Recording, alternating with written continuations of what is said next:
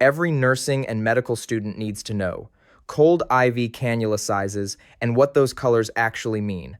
Let's jump right in. So if you've ever opened a box of IV cannulas, you've probably noticed they come in a bunch of different colors: orange, gray, green, pink, blue, yellow, purple.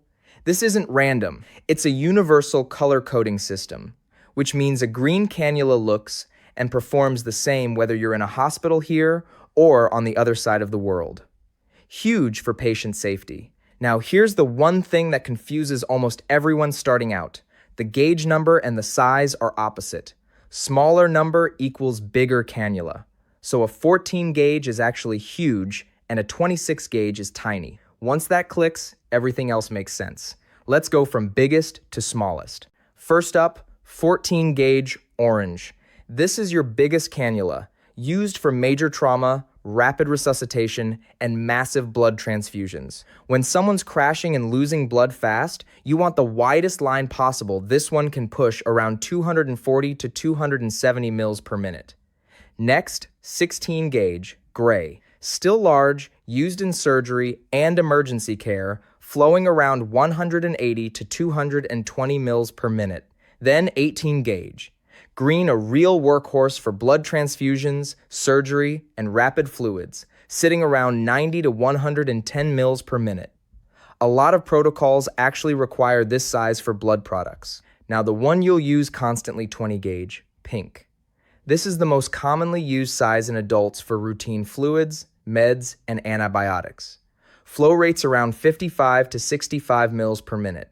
If it's just routine care, this is probably what you're reaching for. Moving smaller, 22 gauge, blue. Used for elderly patients and fragile veins plus kids. Gentler on delicate veins, flowing about 35 to 40 mils per minute. Then, 24 gauge, yellow, built for infants and neonates, with a much slower flow, around 20 to 25 mils per minute. And finally, the smallest, 26 gauge, purple, reserved for premature babies and the most fragile veins you'll ever access. Flows just 10 to 15 mils per minute, but that's the goal.